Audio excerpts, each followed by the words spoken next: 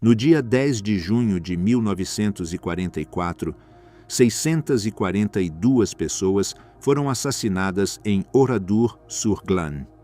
Homens alvejados e queimados vivos em celeiros. Mulheres e crianças trancadas em uma igreja que foi incendiada deliberadamente. Em poucas horas, uma vila inteira desapareceu. As SS executaram a massacre sem provocação militar. Cercaram a aldeia, separaram a população por gênero e idade. E depois os executaram em grupos usando disparos, granadas e fogo. Apenas 6 pessoas sobreviveram das 648 presentes naquele dia. O Reino. A divisão do terror. No inverno de 1944, uma das unidades mais temidas do exército alemão descansava no sul da França. A 2ª Divisão Panzer das SS das Reich tinha sido retirada da frente oriental, onde durante 3 anos havia participado em algumas das batalhas mais sangrentas da guerra. 15.000 homens compunham esta divisão blindada, equipada com 209 tanques e veículos de combate. Não eram soldados ordinários, eram veteranos das SS, treinados em uma ideologia de guerra total que não distinguia entre combatentes e civis. A divisão tinha sido formada originalmente a partir dos regimentos das SS Verfügungstruppe, as tropas de elite do regime nazista. Desde sua criação, das Reich serviu como ponta de lança nas invasões alemãs. Em 1940, participou da conquista da França. 1 ano depois, foi enviada ao Frente Oriental, onde permaneceria até princípios de 1944. Ali, nas vastas planícies da União Soviética, esses homens aprenderam um tipo de guerra que a Europa Ocidental jamais havia presenciado. No leste, as SS não apenas lutavam contra o Exército Vermelho. Participavam ativamente em operações antipartisanos, um eufemismo que encobria o assassinato sistemático de populações civis. Em setembro de 1941, uma unidade de apoio das Reich colaborou com um grupo de extermínio das SS na massacre de 920 judeus perto de Minsk. Durante a invasão da Jugoslávia, em abril de 1941, membros da divisão executaram aproximadamente 200 pessoas na região de Alibunar, incluindo civis e prisioneiros de guerra jugoslavos.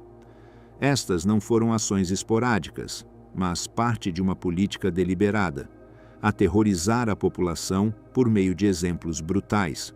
O comandante da divisão em 1944 era Heinz Lammerding, um oficial das SS promovido a general de brigada no 20 de abril desse ano, no aniversário de Hitler.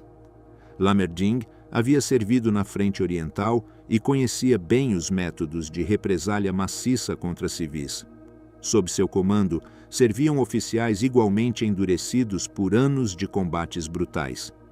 Entre eles estava Adolf Dickmann, comandante do 1º Batalhão do 4º Regimento de Granadeiros Panzer der Führer, um homem de 32 anos, cujo nome ficaria eternamente ligado a um dos crimes mais atrozes cometidos na França.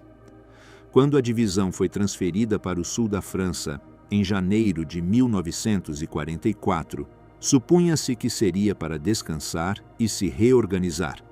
A unidade havia sofrido baixas devastadoras no leste e precisava de reabastecimento. Mas no 6 de junho de 1944, tudo mudou.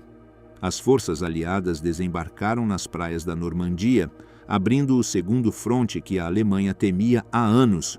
O Reich recebeu ordens imediatas: marchar para o norte para reforçar as defesas alemãs na Normandia.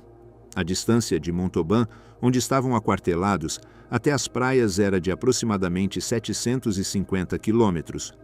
Em condições normais, uma divisão motorizada poderia cobrir essa distância em poucos dias, mas as condições estavam longe de ser normais.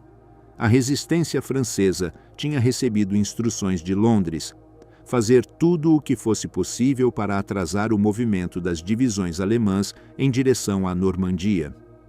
na região de Corrèze e Dordogne, os grupos de resistência conhecidos como o Maquis contavam com aproximadamente 2.500 combatentes. Eles haviam passado meses se preparando para este momento. Quando Das Reich começou sua marcha no 8 de junho, os resistentes atacaram. Destruíram pontes, sabotaram linhas ferroviárias, tenderam emboscadas contra as colunas alemãs nas passagens de montanha. Nos 2 primeiros dias da marcha, morreram 15 soldados alemães em ataques de guerrilha. Para os oficiais da SS, experientes nas brutais campanhas antipartidárias do leste, a resposta era óbvia: terror exemplar contra a população civil. O alto comando alemão havia deixado clara sua posição. No 8 de junho de 1944, 2 dias depois do desembarque aliado, o marechal de campo Gerd von Rundstedt, comandante em chefe alemão para o oeste, emitiu ordens de destruir a resistência com rapidez e iniciativa implacável. O general Karl Heinrich von Stülpnagel, comandante militar na França, foi ainda mais específico. Ordenou que a operação contra os grupos de bandidos no sul da França fosse realizada com a maior severidade e sem indulgência. Para os homens de Das Reich, estas ordens confirmavam o que já sabiam fazer. No 9 de junho, a divisão chegou à cidade de Tulle, no departamento de Corrèze. No dia anterior, combatentes do Maquis haviam atacado posições alemãs na cidade, libertando-a temporariamente. Quando as tropas de Das Reich retomaram o controle, encontraram os corpos de 40 a 50 soldados alemães mortos nos combates. A resposta foi metódica e brutal. As SS e o Sicherheitsdienst, o serviço de segurança nazista, prenderam todos os homens da cidade entre 16 e 60 anos. Aproximadamente 3.000 a 5.000 homens foram reunidos e concentrados em uma fábrica de armas. Deste grupo, 120 foram selecionados para a execução. Os critérios de seleção eram arbitrários. Qualquer um que parecesse suspeito aos olhos alemães, qualquer um sem contatos influentes que pudessem interceder por ele. No dia 9 de junho, nas ruas de Tulle, 120 homens foram conduzidos a lampiões, varandas e pontes. Usando cordas improvisadas, os soldados das SS os enforcaram publicamente. 99 execuções foram completadas antes que as ordens de continuar a marcha interrompessem o processo. Os corpos ficaram pendurados durante horas como advertência. Outros 149 homens foram deportados para o campo de concentração de Dachau, onde 101 morreriam. A massacre de Tulle demonstrou a mentalidade de Das Reich. Para estes homens, a morte de seus camaradas justificava qualquer represália contra civis. A distinção entre combatentes e não combatentes não existia em sua doutrina. Toda a população de um território que apoiava a resistência era culpada e devia ser punida. No dia seguinte, 10 de junho de 1944, a divisão continuou sua marcha em direção ao norte. Na rota, havia uma pequena aldeia chamada Oradour-sur-Glane. O que ocorreria lá tornaria esse nome sinônimo de terror nazista na França. 10 de junho de 1944, o dia em que Oradour desapareceu. Oradour-sur-Glane era um povoado tranquilo de aproximadamente 350 habitantes, situado a cerca de 25 quilômetros ao noroeste de Limoges, na região de Limousin. Era um povoado agrícola, com casas de pedra, uma igreja do século XII, uma escola, alguns comércios e um bonde que conectava com a cidade mais próxima. Os habitantes viviam da agricultura e de pequenos negócios. Não havia uma presença significativa da resistência no povoado. Era, em todos os sentidos, um lugar ordinário. No dia 10 de junho de 1944, era um sábado. O dia começou como qualquer outro. As crianças foram à escola. Os comerciantes abriram suas lojas. Algumas famílias de refugiados que haviam buscado segurança longe das grandes cidades estavam temporariamente no vilarejo. Entre eles, havia refugiados judeus que acreditavam estar a salvo nesta comunidade rural, distante dos centros de perseguição nazista. Nesse dia, a população do vilarejo havia aumentado para aproximadamente 650 pessoas. À primeira hora da manhã do 9 de junho, o major das SS Helmut Kempfe, comandante do 2º Batalhão de Reconhecimento Panzer de Das Reich, havia sido capturado pela resistência. Kempfe viajava em um veículo marcado como ambulância, protegido teoricamente pela Convenção de Genebra. Foi detido perto de Saint-Léonard-de-Noblat por um grupo liderado pelo sargento Jean Canu, da brigada do coronel Georges Guingouin, um comandante comunista do Maquis de Limousin. Canu entregou Kempfe a Guingouin, que ordenou sua execução no dia seguinte. No dia 10 de junho pela manhã, Adolf Diekmann, comandante do 1º Batalhão do regimento Der Führer, foi informado por 2 membros da milícia, a Força Paramilitar Colaboracionista Francesa, que um oficial das SS estava sendo retido pela resistência em uma vila chamada Oradour-sur-Vaires. Esta vila estava localizada a aproximadamente 24 quilômetros a sudeste de Oradour-sur-Glane. As teorias históricas sugerem que Diekmann pode ter confundido as 2 vilas com nomes semelhantes, embora esta explicação nunca tenha sido confirmada. O que é certo é que Kempfe era amigo pessoal de Diekmann, e a notícia de sua captura e provável execução enfureceu o comandante do batalhão. Na madrugada do dia 10 de junho, a 3ª Companhia do 1º Batalhão do regimento Der Führer chegou a Oradour-sur-Glane. Aproximadamente 120 soldados das SS, equipados com armas automáticas e veículos blindados, cercaram completamente a aldeia. Não houve disparos iniciais. Não houve resistência. Os soldados simplesmente bloquearam todas as saídas. Um oficial da SS ordenou através de alto-falantes que toda a população se reunisse na Praça do Mercado para uma verificação de documentos de identidade. Os habitantes obedeceram. Não. Tinham razão para temer algo extraordinário. As verificações de documentos eram comuns sob a ocupação. Homens, mulheres, crianças, idosos, até 6 pessoas que simplesmente passavam pela aldeia de bicicleta naquele dia, todos foram conduzidos à praça central. Quando a população estava reunida, os soldados procederam a separá-los por gênero. Os homens foram separados das mulheres e crianças. 197 homens foram divididos em 6 grupos e levados a diferentes celeiros e galpões localizados ao redor da aldeia. Os oficiais alemães afirmaram que havia um depósito secreto de armas e munições na aldeia e que quem fosse responsável deveria se apresentar imediatamente. Esta acusação era completamente falsa. Não havia evidência de que Oradour-sur-Glane tivesse qualquer conexão com a resistência. Enquanto os homens eram trancados nos celeiros, 247 mulheres e 205 crianças foram levadas para a igreja da aldeia. As mães levavam seus bebês. As professoras acompanhavam seus alunos. Uma turma completa de crianças da escola primária foi levada diretamente de sua sala de aula para a igreja. As portas foram fechadas por fora. Nos celeiros, os homens esperavam sem saber o que aconteceria. Alguns tentavam manter-se calmos. Outros começaram a suspeitar que algo terrível estava prestes a acontecer. Não precisaram esperar muito. A um sinal coordenado, as metralhadoras previamente colocadas em cada celeiro abriram fogo simultaneamente.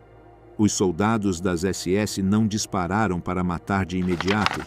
Dispararam para as pernas dos homens, derrubando-os e imobilizando-os, mas mantendo-os conscientes.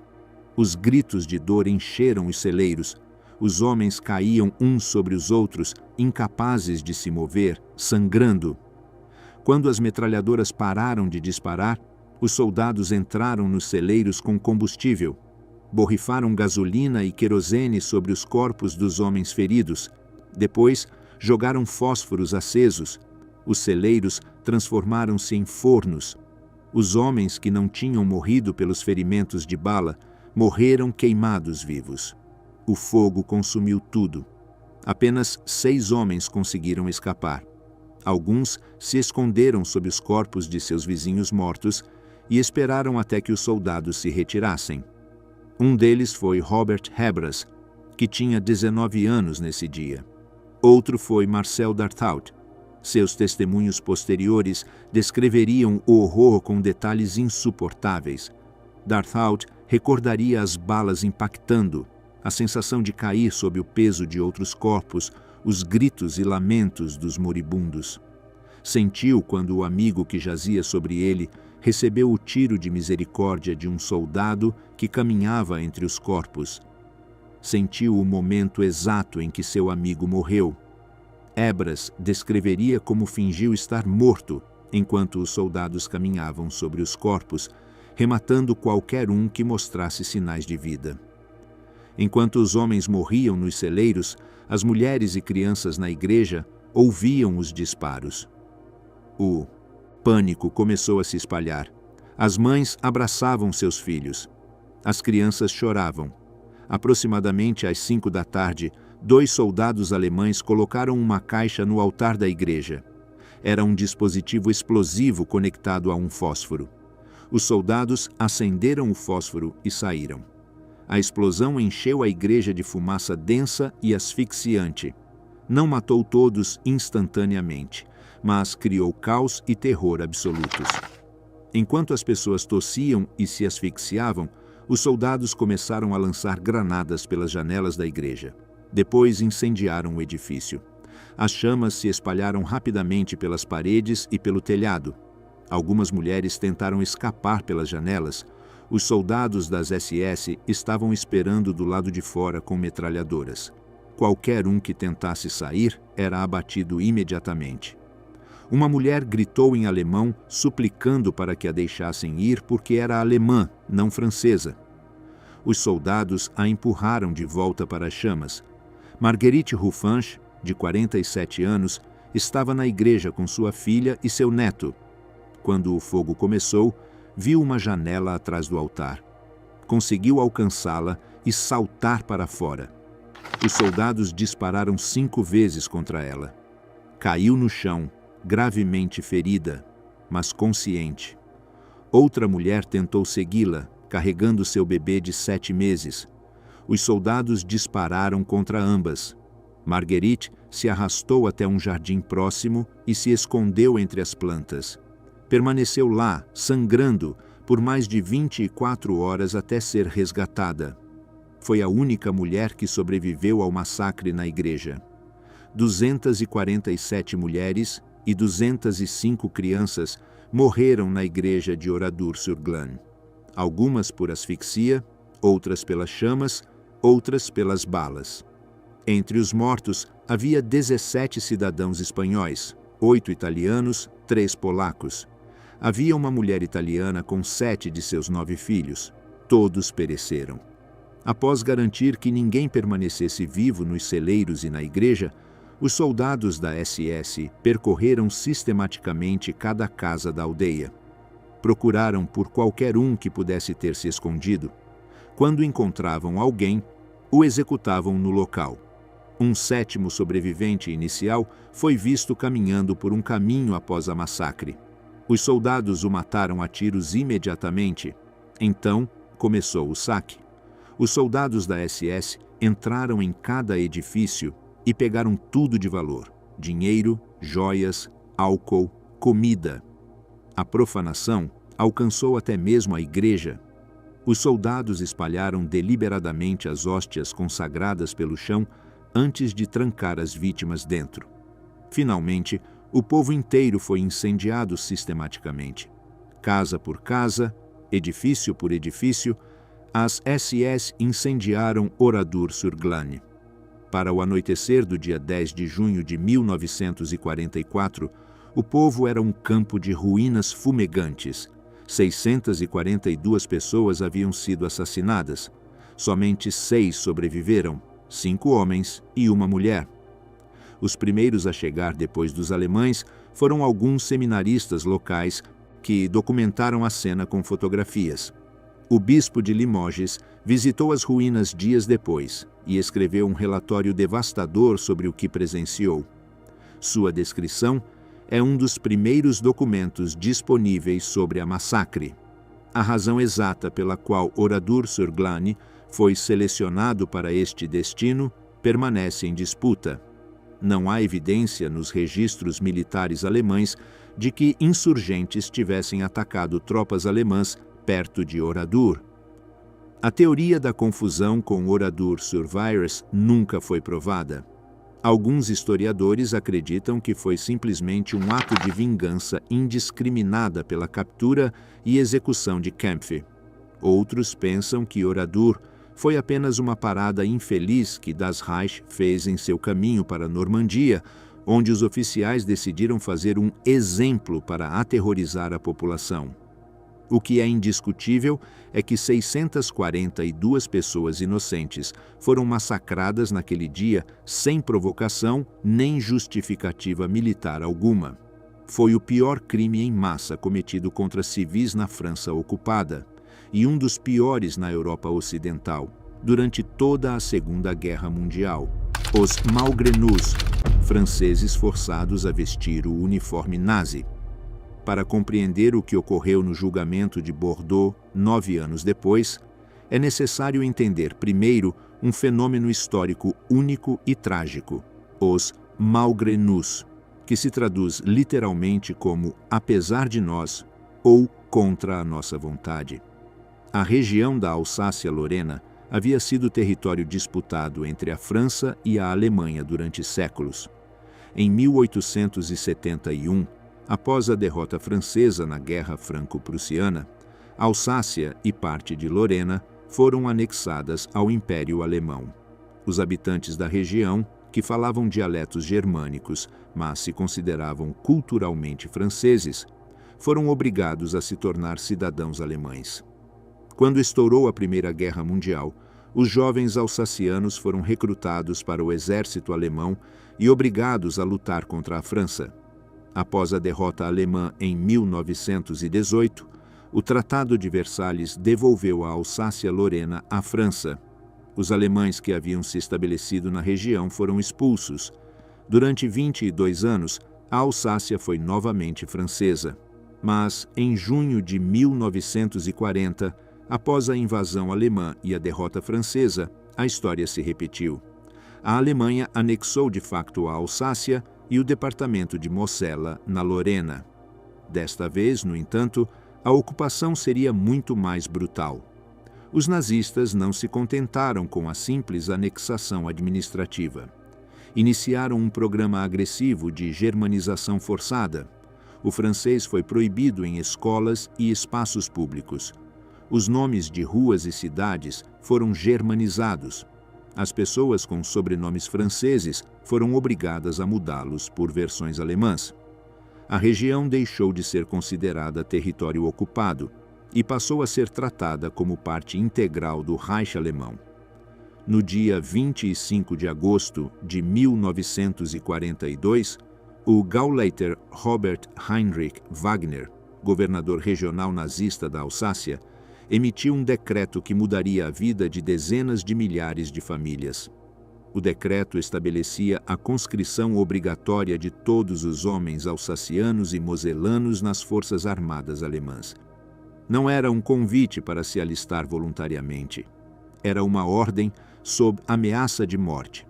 Aproximadamente 100.000 alsacianos e 30.000 moselanos foram recrutados forçosamente entre 1942 e 1945. A maioria tinha entre 17 e 25 anos, muitos ainda adolescentes. Foram incorporados à Wehrmacht, à Luftwaffe, à Kriegsmarine e, de maneira especialmente cruel, às Waffen-SS, a rama militar das SS. Wagner sabia que estava violando o direito internacional.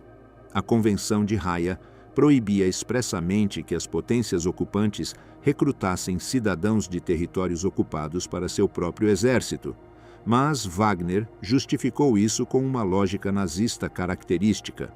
No dia 23 de setembro de 1942, declarou: "Vivemos em uma época de grande revolução. Com ela, também caem os conceitos jurídicos que eram válidos no passado." Em junho de 1943, foi ainda mais direto: "Não é minha intenção justificar juridicamente esta medida tão incisiva na vida da Alsácia. Não há nenhuma razão para fazê-lo. Cada decisão que o Terceiro Reich toma está respaldada pelo direito formal e real e é incontestável." As consequências de recusar-se a comparecer quando eram convocados eram devastadoras. Os desertores e evasores do recrutamento não apenas enfrentavam a execução sumária se fossem capturados. Suas famílias inteiras eram punidas pelo princípio nazista de Sippenhaft, responsabilidade familiar coletiva. Os pais, irmãos, esposas e filhos de desertores eram presos e deportados para campos de concentração. Seus bens eram confiscados. Vilarejos inteiros podiam ser punidos se escondessem um desertor. Apesar dessas terríveis ameaças, aproximadamente 40.000 alsacianos e moselanos conseguiram desertar ou evitar o recrutamento.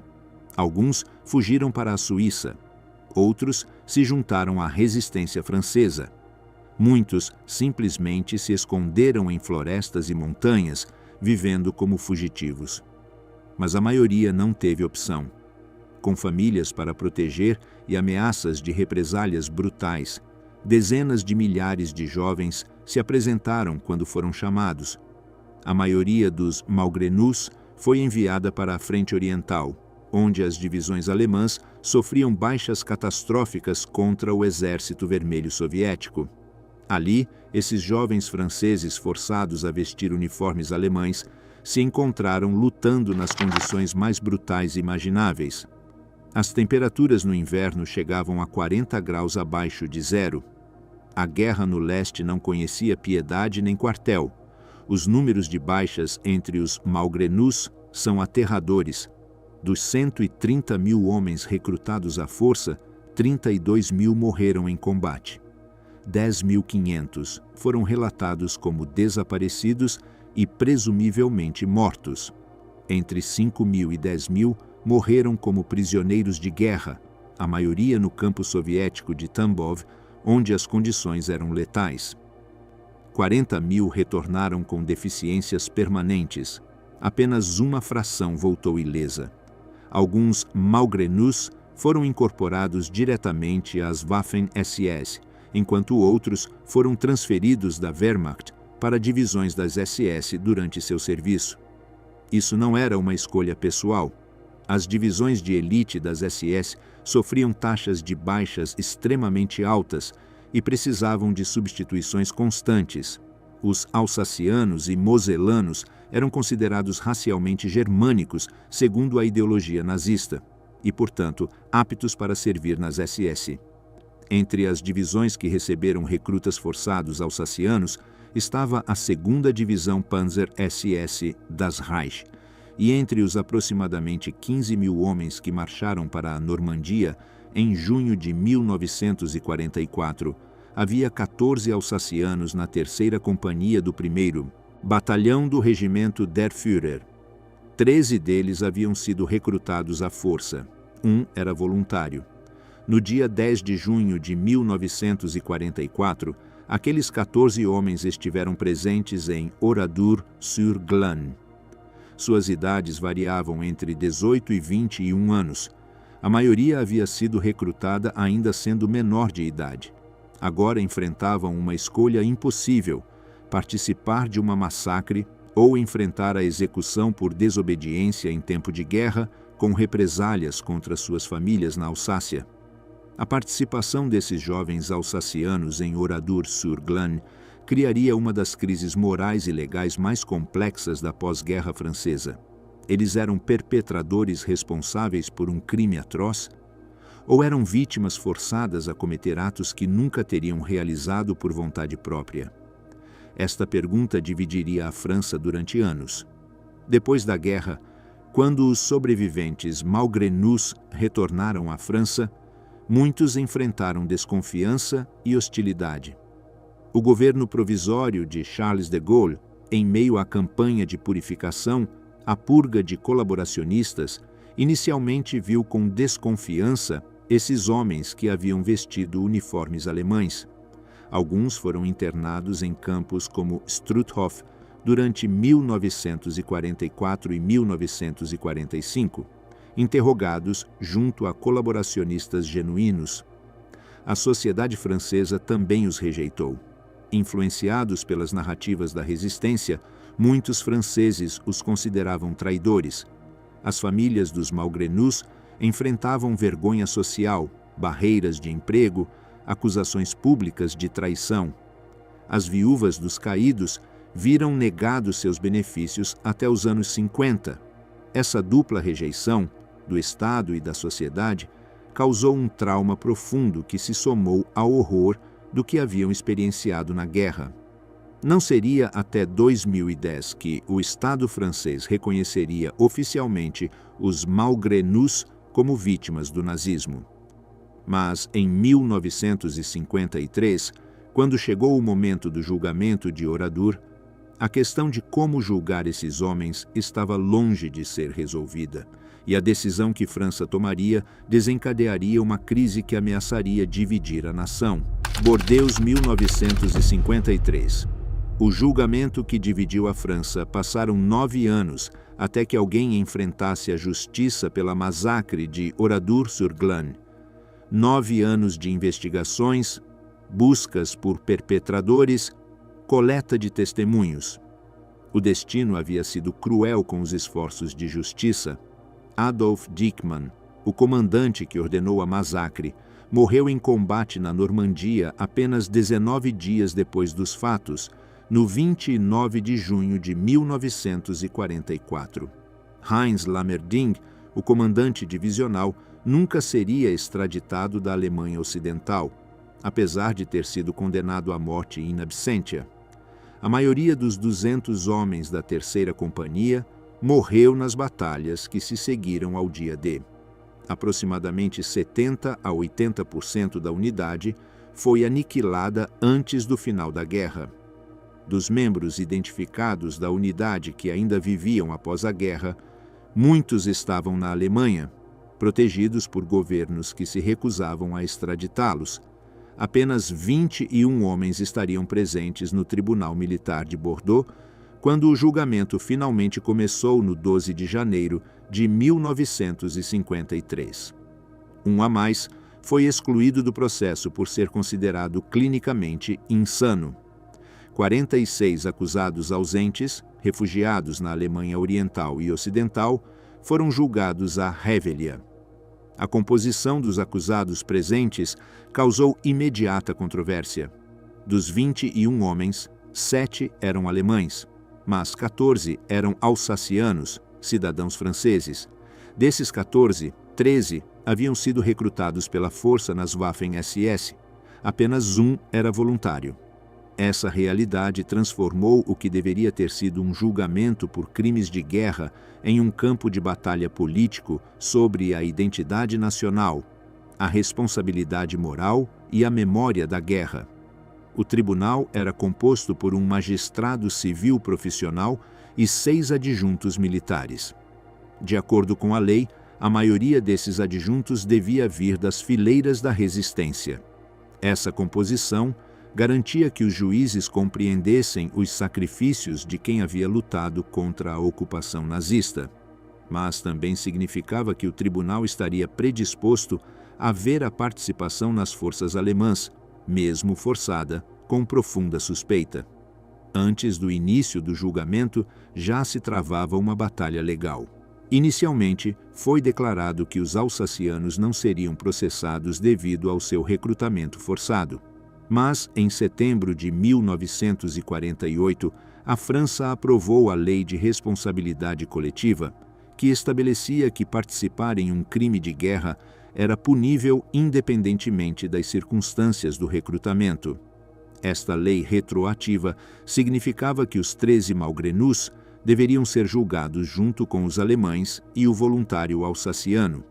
A decisão desencadeou protestos na Alsácia. Os alsacianos argumentavam que seus jovens haviam sido vítimas, não perpetradores. Exigiam um julgamento separado. Na Alemanha, paradoxalmente, também houve protestos. Argumentavam que era injusto para os acusados alemães serem julgados junto a franceses, sugerindo que receberiam um tratamento desproporcionalmente duro. O julgamento durou 27 dias. A sala do tribunal em Bordeaux estava lotada. Sobreviventes de Oradour, familiares das vítimas, jornalistas de toda a França e correspondentes internacionais ocupavam cada assento disponível.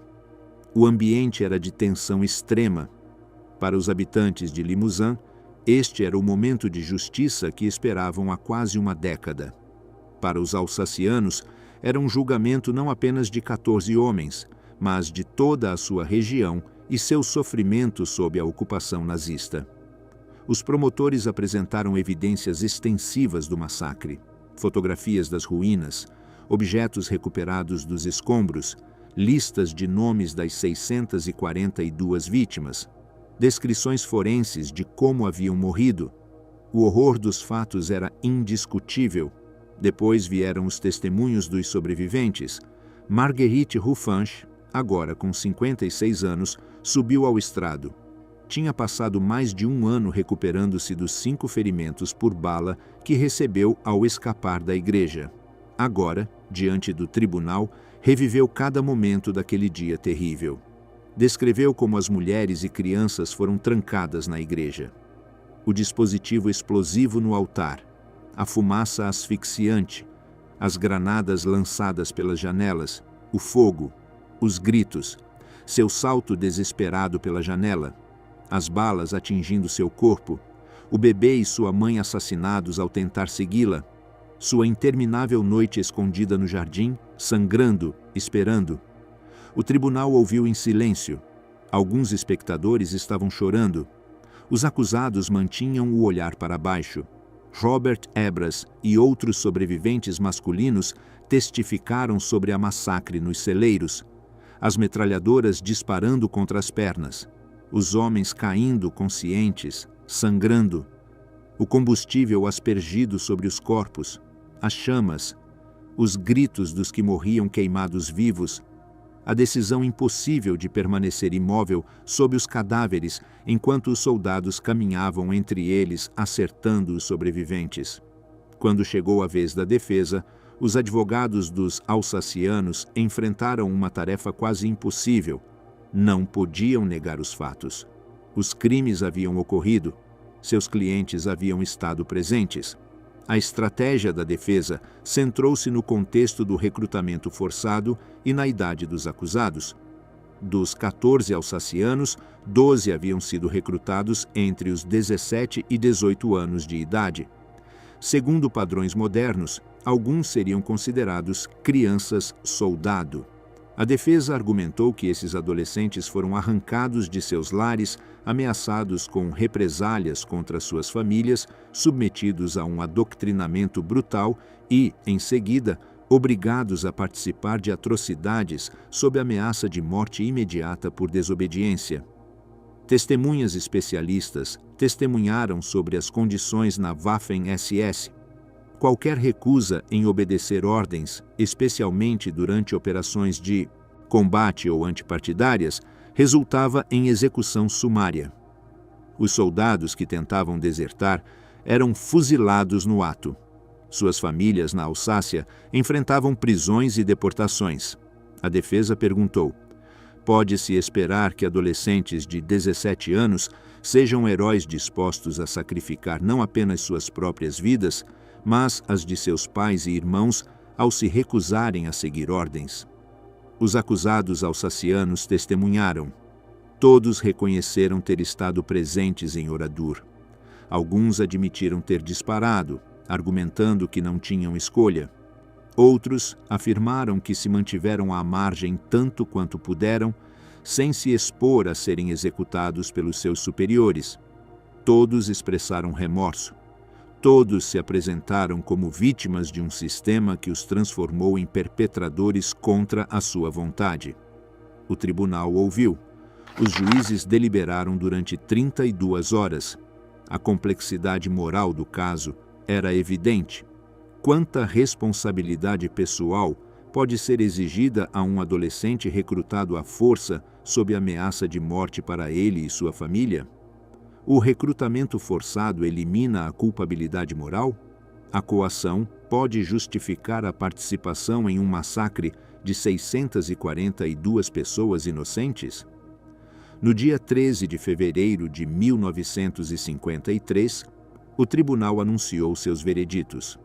20 dos 21 acusados presentes foram declarados culpados.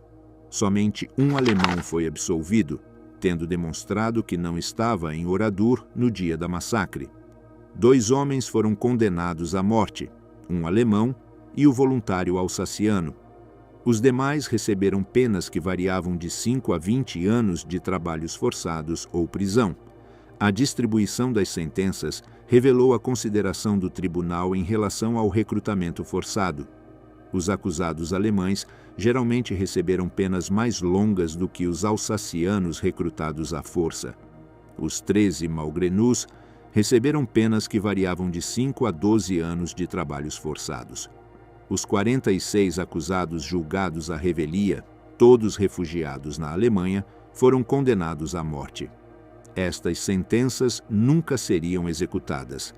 A Alemanha Ocidental recusou-se a extraditar os seus cidadãos, argumentando que a Constituição de Bonn o proibia. A Alemanha Oriental manteve a mesma posição.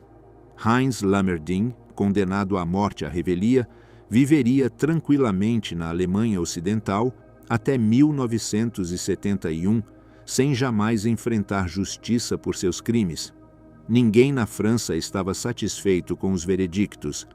Em Limousin, os sobreviventes e as famílias das vítimas se sentiram traídos. As sentenças pareciam demasiado leves para o crime mais atroz cometido na França. 5 anos por participar no assassinato de 642 pessoas? Como isso poderia ser justiça? Na Alsácia, a reação foi de fúria. Milhares de pessoas saíram às ruas em protesto. Os alsacianos viam as condenações como uma injustiça monstruosa contra vítimas do nazismo. Seus filhos haviam sido arrancados de seus lares à força, obrigados a vestir uniformes inimigos, e agora eram punidos por crimes que nunca teriam cometido por vontade própria. Alguns líderes alsacianos ameaçaram com a secessão. Falavam em se separar da França se esse fosse o tratamento que receberiam. A crise política se intensificava. A França estava à beira de uma fratura interna. O governo enfrentava uma decisão impossível: manter as sentenças e arriscar-se a perder Alsácia, ou ceder às pressões alsacianas e trair as vítimas de Oradour. O que aconteceu a seguir surpreenderia a todos e daria ao caso seu título histórico: o julgamento que terminou como ninguém esperava. O final que ninguém esperava: a amnistia de 1953. Somente 7 dias depois que os veredictos foram anunciados, a Assembleia Nacional Francesa se reuniu para votar sobre uma proposta de lei extraordinária. No 19 de fevereiro de 1953, os legisladores franceses aprovaram uma anistia que liberaria imediatamente todos os malgrenus condenados no julgamento de Bordeaux. A votação não foi unânime. 319 deputados votaram a favor, 211 votaram contra. O debate tinha sido intenso e emocional. Os que apoiavam a anistia argumentavam que a França deveria reconhecer a diferença entre perpetradores voluntários e vítimas forçadas. Os que se opunham insistiam que anistiar participantes em uma massacre, independentemente das circunstâncias, era uma traição à memória das 642 vítimas. A lei especificava que a anistia se aplicava apenas aos 13 malgrenus que haviam sido recrutados à força. O voluntário alsaciano condenado à morte permaneceria na prisão, mas o efeito prático foi devastador para qualquer senso de justiça em Oradour. No dia 20 de fevereiro, os 13 homens foram liberados da prisão. Havia passado apenas uma semana desde sua condenação. Retornaram para suas casas na Alsácia, onde foram recebidos como heróis por comunidades que os viam como vítimas finalmente vingadas. Mas, em Oradour e em toda a região de Limousin, a reação foi de dor e fúria. Os sobreviventes da massacre e as famílias das vítimas sentiram que a França os havia traído. Haviam esperado 9 anos por justiça. Haviam revivido seus traumas no tribunal. Marguerite Ruffin havia testemunhado apesar da imensa dor de lembrar. E agora, uma semana depois dos veredictos, os perpetradores caminhavam livres. A Associação Nacional de Famílias de Mártires de Oradour tomou uma decisão drástica. Declararam que as autoridades francesas não seriam bem-vindas nas cerimônias comemorativas anuais do 10 de junho. Durante quase 20 anos, desde 1953 até princípios dos anos 70, as comemorações em Oradour foram celebradas em completa privacidade, sem presença governamental. Era uma forma de protesto silenciosa, mas poderosa. A França havia abandonado Oradour, e Oradour abandonaria a França. A amnistia dos malgrenus abriu uma porta que afetou todos os condenados. Embora a lei especificamente amnistiava apenas os recrutados forçados, as autoridades francesas começaram gradualmente a liberar também os acusados alemães. Para 1959, todos os condenados presentes no julgamento haviam sido libertados, incluindo os 2 condenados à morte. Nenhuma das penas de morte foi executada jamais. Os 46 condenados in absentia que viviam na Alemanha nunca enfrentaram a justiça. A Alemanha manteve-se firme na sua negativa a extraditar. Viveram o resto de suas vidas em liberdade, alguns sob identidades falsas, outros abertamente. Entre eles estava Heinz Lammerding, o comandante divisional de Das Reich, que havia supervisionado as massacres tanto em Tulle como em Oradour. Lammerding foi brevemente capturado após a guerra e processado na Alemanha por outros crimes de guerra. Recebeu uma condenação menor e foi liberado após cumprir apenas parte de sua sentença. Quando a França solicitou sua extradição para enfrentar a condenação de morte por Oradour, a Alemanha Ocidental se negou, citando sua Constituição. Lammerding viveu tranquilamente em Bad Tölz, Baviera, onde operou um negócio de construção. Morreu de câncer em 1971, aos 65 anos, sem jamais ter enfrentado justiça real por seus crimes. A população de Bad Tölz o considerava um cidadão respeitável. Somente após sua morte seu papel nas massacres seria revelado publicamente. O caso completo de Oradour tornou-se um símbolo de justiça falhada. Dos 64 perpetradores identificados e vivos após a guerra, apenas 21 foram julgados. Desses 21, todos foram libertados em menos de 6 anos. Nenhuma pena de morte foi executada. Os principais responsáveis, Dickmann e Lammerding, nunca enfrentaram verdadeira justiça. O primeiro morreu em combate, o segundo viveu livre e próspero até a sua morte natural. Para os sobreviventes e as famílias das vítimas, a mensagem era clara e dolorosa. As vidas de 642 pessoas inocentes não valiam o suficiente para que o sistema de justiça funcionasse. As considerações políticas, a reconciliação nacional com a Alsácia, as relações diplomáticas com a Alemanha, tudo isso pesou mais do que a justiça para as vítimas de Oradour. A anistia de 1953 criou um precedente problemático. Estabeleceu que a coação e o recrutamento forçado podiam servir como defesa efetiva contra acusações de crimes de guerra, mesmo em casos de atrocidades massivas. Este princípio seria debatido durante décadas em tribunais internacionais. Onde está o limite? Que nível de coação elimina a responsabilidade moral? É suficiente o medo de represálias para justificar a participação em massacres? Estas perguntas permanecem sem respostas definitivas. O caso de Oradour ilustra a complexidade impossível de administrar justiça em situações onde as vítimas se tornam perpetradores pela força. Os Malgrenoux foram genuinamente vítimas do nazismo, arrancados de seus lares, ameaçados com a morte de suas famílias, forçados a combater contra sua própria nação. Mas também participaram, embora forçados, no assassinato de 642 pessoas inocentes. Como equilibra um sistema de justiça essas realidades contraditórias? A França tentou encontrar um equilíbrio e falhou. A anistia satisfez a Alsácia, mas traiu Limousin. Os Malgrenoux foram libertados, mas as vítimas ficaram sem justiça. A reconciliação nacional foi alcançada ao preço de abandonar a memória dos mortos. Décadas depois, o debate continua. Os descendentes dos Malgrenoux ainda buscam reconhecimento completo de seus ancestrais como vítimas do nazismo. As organizações de descendentes de vítimas de Oradour mantêm viva a memória da massacre. Ambos os grupos têm razões legítimas para suas posições. Ambos sofreram sob o nazismo. Ambos merecem ser ouvidos. O que ninguém pode negar é que o final do julgamento de Bordeaux foi exatamente como descreve o título: inesperado, controverso e profundamente insatisfatório para todos os envolvidos. Não houve conclusão, não houve justiça clara.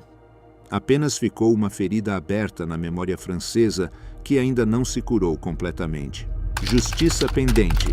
O caso Heinz Barth, 1983.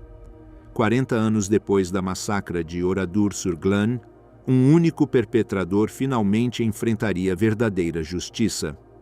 A história de como isso aconteceu é tão estranha quanto reveladora das complexidades da Guerra Fria e da justiça histórica. Heinz Barth nasceu no 15 de outubro de 1920. Em 1938, uniu-se ao Corpo Motorizado Nacional Socialista, recebendo treinamento paramilitar motorizado. No 9 de novembro de 1939, 16º aniversário do Putsch de Munique, afiliou-se ao Partido Nazista com o número de filiação 7.844.901. Alistou-se na Polícia Militar, onde foi promovido a oficial. Durante a guerra, Barth serviu em múltiplas frentes e participou em várias massacres.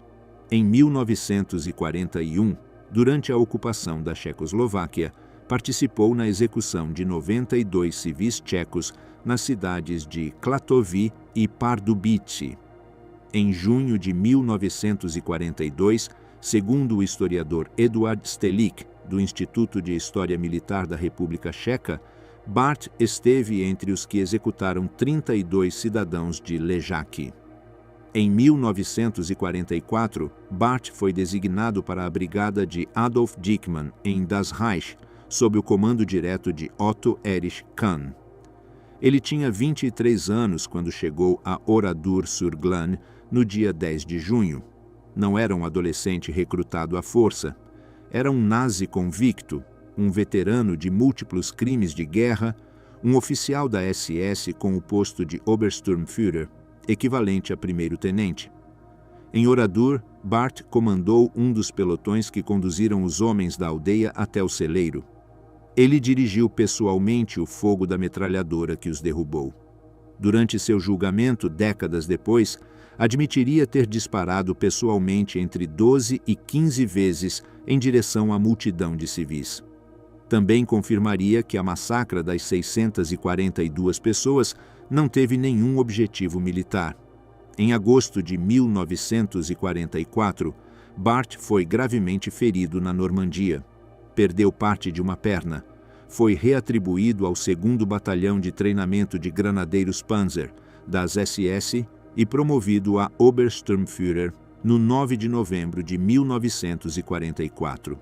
Depois da guerra, Barth voltou para sua cidade natal em Brandemburgo, que na época fazia parte da República Democrática Alemã. Segundo a agência France Press, ele retornou com um nome falso. Durante quase 40 anos, viveu tranquilamente em Grancy, trabalhando como operário têxtil. Ninguém o reconheceu, ninguém o procurou. No julgamento de Bordeaux, de 1953, foi julgado à revelia e condenado à morte, mas a Alemanha Oriental se recusou a extraditá-lo, assim como a Alemanha Ocidental se recusava a extraditar Lammerding e outros. Mas, em 1981, algo mudou. A Stasi, a polícia secreta da Alemanha Oriental, realizou uma investigação minuciosa sobre crimes de guerra nazistas cometidos por cidadãos da RDA. No 14 de junho de 1981, 37 anos depois de Oradour, Barth foi identificado e preso em Grancy. A decisão de processar Barth depois de tantas décadas não foi puramente sobre justiça. Era 1981, plena Guerra Fria. A Alemanha Oriental buscava se diferenciar da Alemanha Ocidental, demonstrando que enfrentava seu passado nazista enquanto acusava o Ocidente de proteger criminosos de guerra. O caso de Barth oferecia uma oportunidade perfeita. Um nazista genuíno que havia participado de massacres notórios e que a Alemanha Ocidental se havia negado a extraditar para a França. O julgamento começou em maio de 1983, em Berlim Oriental. Barth tinha agora 62 anos. Ele havia perdido uma perna na guerra e caminhava com dificuldade. Mas sua deficiência física não gerou simpatia quando os detalhes de seus crimes foram apresentados diante do tribunal. Os sobreviventes franceses de Oradour viajaram para Berlim Oriental para testemunhar. Para eles, era uma oportunidade extraordinária. Finalmente, 40 anos depois, poderiam confrontar um dos homens diretamente responsáveis pela massacre. Marguerite Ruffin havia morrido em 1988, mas outros sobreviventes ainda estavam vivos. Robert Ebras esteve presente no tribunal. A evidência era avassaladora. Os testemunhos dos sobreviventes eram consistentes e detalhados. Os registros históricos confirmavam a presença de Barth em Oradour e seu papel como comandante de pelotão. Durante o julgamento, Barth adotou a defesa clássica de criminosos de guerra. Apenas seguia ordens. O promotor atacou esse argumento diretamente. Citou: "Não punir crimes que foram ordenados por outros seria um perdão geral para todos os assassinos e criminosos de guerra." O tribunal ouviu depoimentos de especialistas sobre a doutrina de responsabilidade individual em crimes de guerra, estabelecida nos julgamentos de Nuremberg. Seguir ordens não era uma defesa válida para participar em atrocidades. Em uma sessão particularmente dramática, Barth se quebrou no estrado. Admitiu ter participado nos assassinatos, expressou que estava surpreendido por haver sobreviventes e confirmou que a decisão foi apagar o povo da face da terra. Esta admissão descarada do objetivo genocida da operação selou seu destino. No 7 de junho de 1983, o juiz-presidente Heinz Hugot anunciou o veredicto. O tribunal havia determinado, além de toda dúvida razoável, que Barth era pessoalmente culpável de crimes de guerra e crimes contra a humanidade. Foi sentenciado à cadeia perpétua. Além disso, foi despojado permanentemente de seus direitos de cidadania da Alemanha Oriental. Os Sobreviventes franceses presentes na sala expressaram satisfação. Depois de 4 décadas, finalmente havia um atisbo de justiça. Um perpetrador havia sido condenado a uma sentença significativa. Mas a ironia não passou despercebida.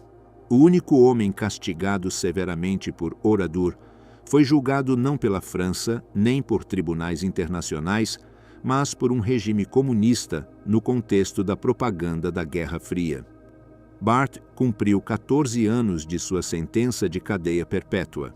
Em 1997, depois da reunificação alemã, foi liberado.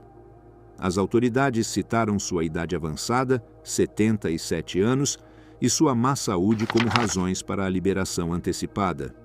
Também mencionaram que ele havia expressado remorso, embora essa afirmação tenha sido questionada por muitos que lembravam suas declarações durante o julgamento. A libertação de Barthes gerou uma nova controvérsia. Sob o sistema da Alemanha reunificada, Barthes solicitou e recebeu uma pensão de veterano de guerra por sua perna perdida. Começou a receber 800 marcos mensais em 1991. Quando isso se tornou público no ano 2000, causou indignação. Um criminoso de guerra condenado estava recebendo benefícios do Estado alemão por ferimentos sofridos enquanto cometia atrocidades. Um tribunal em Potsdam finalmente cancelou a pensão no ano 2000, argumentando que um criminoso de guerra não deveria receber benefícios de veterano, mas Barthes já havia recebido durante 9 anos. A decisão chegou tarde demais para significar muito. Barthes morreu no 6 de agosto de 2007 em Grancy, a mesma cidade onde havia vivido no anonimato durante décadas. Ele tinha 86 anos. O caso de Barthes ilustra as múltiplas ironias da justiça por Oradour. Foi o único oficial das SS envolvido na massacre que enfrentou um julgamento real com uma sentença significativa. Mas foi julgado 40 anos depois dos fatos, não por uma busca genuína de justiça, mas como uma ferramenta de propaganda da Guerra Fria. Cumpriu apenas 14 anos de uma sentença perpétua. Recebeu pensão de veterano durante anos e morreu tranquilamente em sua cama, tendo vivido até uma idade avançada que nenhuma de suas vítimas alcançou. Quando se compara o destino de Barthes com o dos demais responsáveis, o panorama é desolador. Dieckmann morreu em combate. Lammerding viveu livre e próspero. Os acusados em Bordeaux foram anistiados ou liberados rapidamente.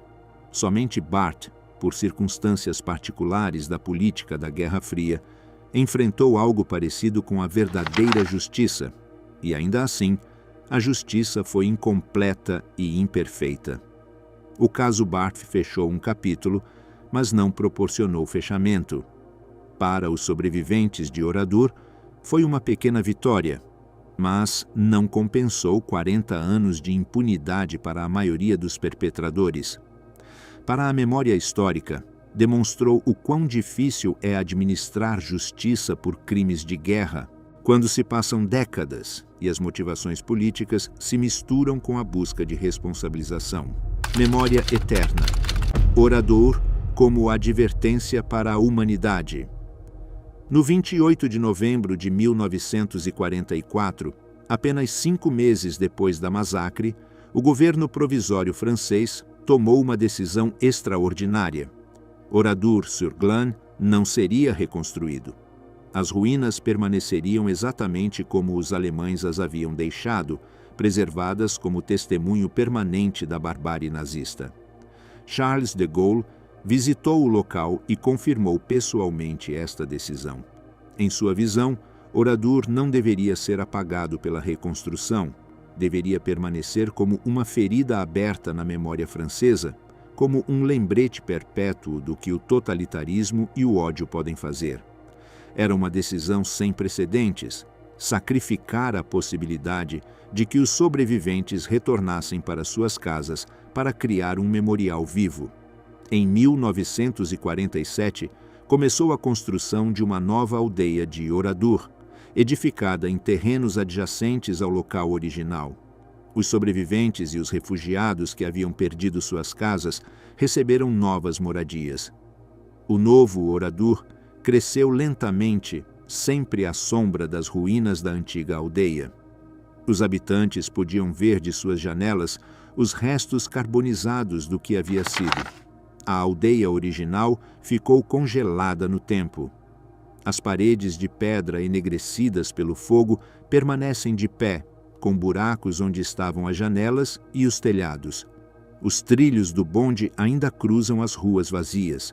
Carros queimados jazem onde foram abandonados. Nos edifícios podem ser vistos objetos da vida cotidiana: uma máquina de costura enferrujada, fragmentos de louça, ferramentas de trabalho. A igreja, onde morreram 247 mulheres e 205 crianças, é uma casca vazia com um altar de pedra marcado pelo fogo. Placas foram colocadas nos locais específicos das atrocidades: nos celeiros onde os homens foram massacrados, na igreja, em pontos onde grupos específicos foram executados.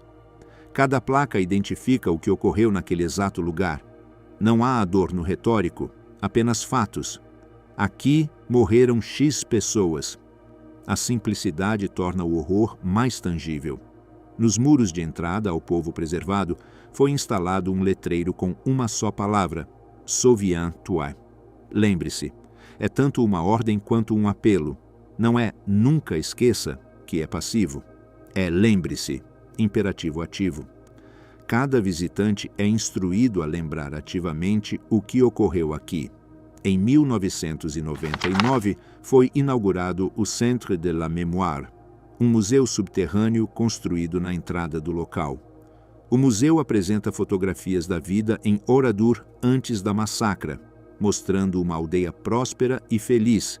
Exibe filmagens de arquivo da vida cotidiana: crianças brincando, mercados abertos, celebrações.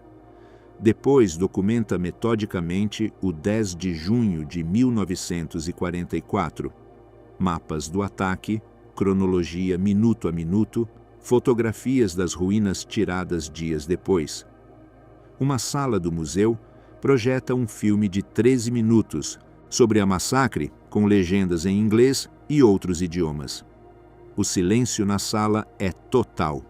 Visitantes de todas as nacionalidades observam em silêncio, muitos chorando. Ao final do filme, um longo corredor subterrâneo conduz desde o museu até o centro da aldeia em ruínas, onde os visitantes podem emergir e caminhar entre os edifícios destruídos. Segundo dados de 2011, 182 mil pessoas visitam Oradour a cada ano. Vêm de todo o mundo. Estudantes franceses em excursões escolares, veteranos britânicos e americanos que combateram na Normandia, alemães que buscam confrontar o passado de sua nação, turistas que leram sobre Oradour e precisam vê-lo para compreender. Todos caminham em silêncio pelas ruas vazias, lendo as placas, observando os edifícios queimados, tentando imaginar o horror. Cada 10 de junho se celebra uma cerimônia comemorativa. Durante quase 20 anos, desde 1953 até princípios dos anos 70, essas cerimônias foram realizadas sem a presença oficial do governo francês, em protesto pela anistia dos Malgré-Nous. Eventualmente, quando a ferida começou a cicatrizar parcialmente, as autoridades francesas foram readmitidas. Agora, o presidente da França regularmente envia representantes ou assiste pessoalmente em aniversários significativos. O último sobrevivente da massacre, Robert Ebers, dedicou sua vida a preservar a memória de Oradour. Até sua morte no dia 11 de fevereiro de 2023, aos 97 anos, guiou pessoalmente grupos de visitantes pelas ruínas, contando seu testemunho uma e outra vez. Era um ativista apaixonado pela reconciliação franco-alemã, acreditando que preservar a memória não significava perpetuar o ódio, mas sim prevenir sua repetição. Oradour foi declarado povo irmão de Distomo, Grécia, onde as tropas alemãs massacraram mais de 200 pessoas no mesmo dia, 10 de junho de 1944. Esta conexão une duas comunidades que sofreram destinos paralelos. Também está irmandado com Marzabotto, Itália, onde as SS massacraram 770 pessoas em setembro de 1944, e com Katyn, Bielorrússia, onde 149 pessoas foram queimadas vivas em março de 1943. Esses hermanamentos não são cerimoniais. Representam uma rede internacional de memória que documenta que Oradour não foi um incidente isolado, mas parte de um padrão sistemático de terror nazista contra populações civis. Lidice, na Checoslováquia, onde 143 pessoas foram massacradas em junho de 1942. Calavrita, na Grécia, 498 vítimas em dezembro de 1943. Sant'Anna di Stazzema, na Itália, 560 vítimas em agosto de 1944. A lista é longa e terrível. Oradour também serve como advertência sobre perigos contemporâneos. O local é estudado por acadêmicos que investigam genocídios e crimes em massa. As lições são múltiplas, como o ódio sistemático pode levar soldados comuns a cometer atrocidades extraordinárias, como a desumanização do inimigo elimina restrições morais, como a obediência cega à autoridade pode transformar pessoas comuns em assassinos, como a ideologia totalitária destrói a empatia humana fundamental. O debate sobre os malgré-nous continua a ser relevante para discussões contemporâneas sobre responsabilidade individual em crimes de guerra. Tribunais internacionais, desde Nuremberg até o Tribunal Penal Internacional, lidaram com questões semelhantes. Quando a coação elimina a responsabilidade? Que nível de ameaça justifica participar em atrocidades? Podem os soldados ser simultaneamente vítimas e perpetradores? Oradour fornece um caso de estudo histórico concreto para essas perguntas abstratas. As ruínas também levantam questões sobre memória e reconciliação. Como as sociedades processam traumas massivos? É possível a verdadeira reconciliação sem justiça completa? A França eventualmente se reconciliou parcialmente com a Alsácia, mas a ferida em Oradour nunca sarou completamente. A Alemanha enfrentou seu passado de maneiras que geram respeito internacional, mas a recusa em extraditar criminosos, como Lammerding, continua sendo uma mancha histórica. Oradour também demonstra o valor de preservar evidências físicas. As fotografias e os testemunhos são poderosos, mas caminhar pelas ruínas reais da aldeia tem um impacto visceral que nenhum documento pode replicar. Os visitantes veem as balas incrustadas nas paredes da igreja, veem os buracos de estilhaço nas portas dos celeiros, veem o altar onde foi colocado o explosivo. A realidade física torna o horror inegável e inesquecível. Para a França, Oradour representa uma memória complicada. É um lembrete do sofrimento sob ocupação nazista, mas também das divisões internas que a anistia de 1953 revelou. É um símbolo de vitimização, mas também das difíceis decisões que a guerra forçou sobre pessoas ordinárias. É um memorial aos mortos, mas também uma pergunta persistente sobre justiça incompleta. A mensagem final de Oradour é simples, mas profunda. Souviens-toi. Lembre-se, não apenas dos fatos históricos, mas também da fragilidade da civilização. Lembre-se de que a barbárie pode emergir quando se combinam ideologia totalitária, desumanização do outro e obediência cega. Lembre-se de que as vítimas não são estatísticas, mas indivíduos com nomes, famílias, vidas interrompidas. Lembre-se de que a justiça importa, mesmo quando é difícil de alcançar. lembre-se de que o silêncio e o esquecimento permitem que a história se repita. As 642 vítimas de Oradour-sur-Glane mereciam justiça que nunca receberam completamente. Mereciam que os responsáveis enfrentassem consequências reais, não amnistias políticas, nem refúgios em países que se negavam a extraditar. Mas, embora a justiça tenha falhado, a memória permanece, as ruínas permanecem, os nomes permanecem. E enquanto permanecerem, as vítimas não serão esquecidas, e seu aviso para a humanidade continuará ecoando.